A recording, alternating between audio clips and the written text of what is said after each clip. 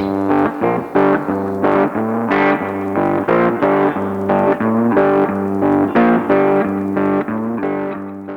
everybody, how's it going? Let's talk about this damn load. So today, I'm not in my truck, as you can see. I'm actually in a motel room. I'm in Tok, Alaska, and just sitting for the weekend up here. So, gonna make a little video, tell you about the excitement that I had on a load a few weeks back. So, the the load was actually picked up in Eastern Washington from Grand Coulee Dam, and I was at our yard in Federal Way, Washington. It's about 250 miles, 240 miles away, and so was told to leave the yard. I was on a Thursday. Now this was the weekend coming into Labor Day weekend, so I was told on Thursday morning to leave the yard, head over there.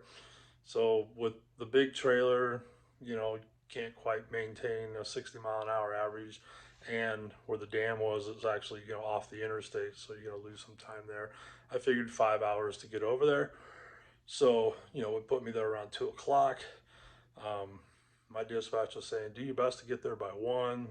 That's kind of when they were wanting to get me there, and so obviously do your best, but I know better than they apparently. I wasn't get there until about 2. So anyhow, get over there. I had some concerns about the dispatch in the first place. I've been to a couple dams in the past, and with just regular step deck or flatbed loads, and they're usually pretty tight. There's not a lot of room to navigate and get around. And so going in there with the Cozad being so big, I had some concerns that I would be able to get in and out without any issues. And I was assured that there'd be no problems, that there was plenty of room. Famous last words, right? So, anyhow, get down there, and of course, the site people are a little upset because they were expecting me at 8 o'clock in the morning, according to them. And I try and smooth things over and say, well, I was told today, to come over here at about 9 o'clock this morning, so I'm not really sure where the communication breakdown was. Uh, excuse me. Turns out it was, one of those typical deals where one hand didn't know what the other hand was doing. It was you a break in the line of communication.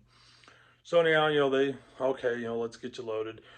Um, wasn't as tight as I thought it would be. They did have a big layup yard, so I break down the Jeep off the trailer, and the guy tells me that we're going down to this other building, what they call the power plant. So it kind of sits beside the actual dam, and it's where the power is generated. Sorry about this being shaky. I don't have my tripod in the room here. I'm trying to do this just holding it by hand. Anyhow, so right away I realized, well, I got to back into a building. My trailer does not back very well. It wasn't designed to be backed up. So I told them, I would leave the Jeep where we were and just take just the trailer down, and it's a little easier to back up that way. So we get down there, get it backed in. They have to put a stand on it.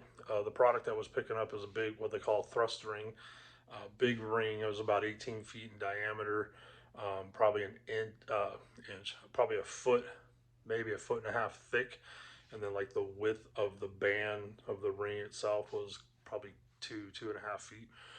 So they put this big stand on my trailer that's basically looks like a right triangle, and so I get that all chained down to the deck, and then we back down to where go drive down to where the actual ring is to load up. Get backed in, and they get it on there. Now the pieces total load weight is supposed to be about 90,000 pounds, which is should be no problem for my setup.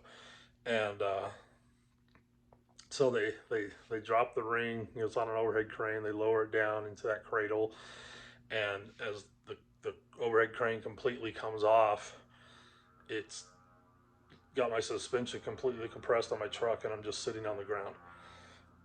So, long story short, I leave it there. Um, they unload it. I pull the trailer out of the bay and tell them that I'm gonna have to run to a shop in Spokane. I assumed my leveling valve on my suspension was bad and it wasn't, airing up enough to lift the truck back up. And, I'll be back sometime tomorrow, hopefully get it loaded. Now we're up against the holiday weekend. So permits, a lot of times ground you by noon on on a Friday before a holiday. So this was, going to be problematic. And so anyhow, I tell the guy that he's like, "Well, we're not even here tomorrow. This is our Friday. We're gone till Tuesday." So a lot of grumbling, between my work and their, higher ups. But it is what it is. So I go off into Spokane, which is about 100 miles away. I get in the shop the next day, get the valve replaced. End up spending the whole weekend there because, I can't load. And I find out on Friday that they're not going to be able to load me until Wednesday. Even though they come back to work Tuesday, they just wouldn't have the time to deal with it till Wednesday. So, um, turning into a really long, this is supposed to be a quick bounce over on a Thursday load, and I would wait for my pilot cars, spend the night, and then Friday morning deliver before curfew. And, it was going to be this easy local run. And it's, obviously not, and it's getting really stretched out. So now I've been on this load. I leave Tuesday to go back over to the dam, spend the night there, and get in there Wednesday morning. So it's almost been a week, and we still haven't got loaded. So now I've got some concerns about height, because I've driven the route bobtail, and there were two low bridges. And based off the math of what we knew the size of the ring and everything was, I was like, I'm not going to be able to make the route that we already had a permit from the Thursday that now is void. We had to buy another one, but that permit didn't have the right height for the route. Anyhow, so I tell the guy, I said, well, I'm going to back the trailer back down in there, and then I'm going to bring the Jeep down and hook it up and basically be completely hooked up, full string in your bay. And that way I can get proper measurements and everything and make sure that we're, going to work. So my boss had said I should be about 14.8 tall and about 14.8 wide. The route that I was told I was going to be going had two bridges that were 14.3, so that's clearly not going to work.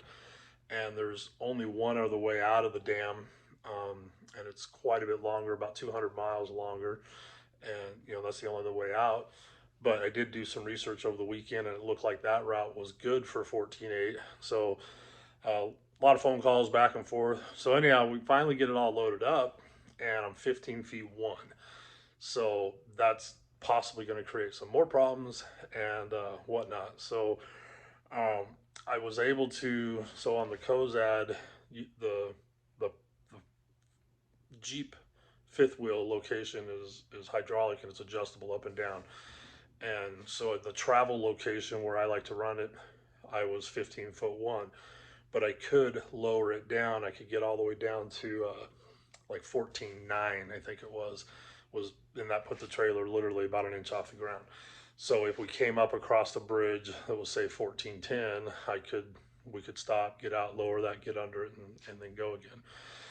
So we rerun the permits and go the longer route.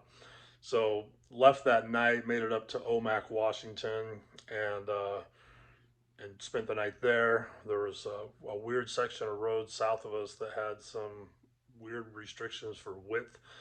You could only run 3 days a week and only from 9 to 3. So we were past 3 o'clock. Couldn't make the didn't make the curfew for that route. So we were gonna hit it the next morning. So anyhow, very uneventful run. Went really well. Just was an extra 200 miles. Did not have any problems with bridges. I ran it 15-1 the whole way, and there were no bridges to even be concerned with until we got down into Spokane. The load actually went to Spokane, and thankfully I had two local pilot cars, really good pilot drivers, and they knew what they call the high route to get through the town of Spokane. And so we just hopped on that and made it all the way through. Where I delivered was technically almost Liberty Lake, which is on the east side of town. But anyhow, get over there, and then we get into the customer facility, and this was another concern of mine when we were loading, because it was pretty obvious that this typically does not ship on a unit as big as mine. It could have went on like an 8-axle straight RGN setup, 4-axle RGN with a 4-axle truck. Um, So I had made the question where I deliver to the machine shop, are they going to be able to handle a truck and trailer of my size? And was just told, well, we'll figure it out when you get there. So it turns out you get there, and it's one of these situations where it has to be backed into a bay. So again, that's problematic for me. I can't back this full string up um, into the bay where they want it because it's hard to explain, but it wasn't just like a straight line back. So I actually would have had to went through a gate and then do almost a 45. And the way the booster is on the back of this thing when you're loaded, you can't pin it or chain it to where it doesn't move. And I just there's no way you could do it. So long story short, I mean this I'm going longer than I wanted on this, but anyhow, so they end up the crane service. So this company uses a local crane and rigging service almost daily for stuff. They come out with two truck cranes, and we lift the piece off of my trailer, and they back one of their um, flatbeds under it, set it on that, and then they backed it in the hole. Uh, for me, it was and then let me back up a little bit. So that didn't happen in the day I showed up. I showed up there, so we left the dam on Wednesday, spent the night. I get there on Thursday to the customer. By the time they figure out how they're going to unload this, it's Friday. So I spent another night. Finally got empty Friday. It was probably 1 o'clock in the afternoon. So for a quick 100-mile local run, turned into 8 days total under that load. And you know, I mean, it got done. It all worked out, but that just goes to show you that that's some of the obstacles and things that we run into when you get into big, oversized, heavy haul loads. My full truck and trailer is on that unit. It was about 119 feet, give or take. I was 14.8 or 9 wide. I don't remember exactly now. It was 15.1 tall, and then about 175,000 pounds. So the weight wasn't too bad, but the dimensions are pretty good size. And then it had to be tarped.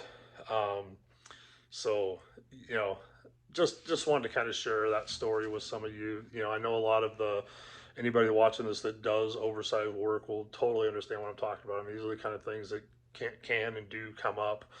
Um, and anybody that's any other truck drivers that's watching this that wants to get into this kind of work.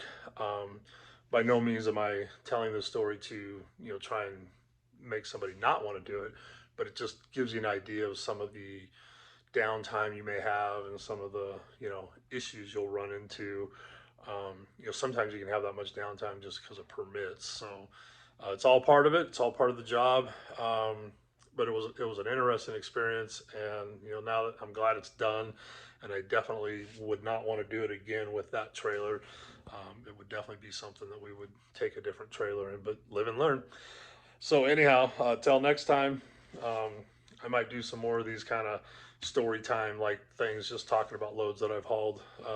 It's so hard for me to get footage of actual loads when I'm working that it's almost easier just to repeat them like this. So anyhow, everybody take care. And until next time, we'll see you then. Bye now.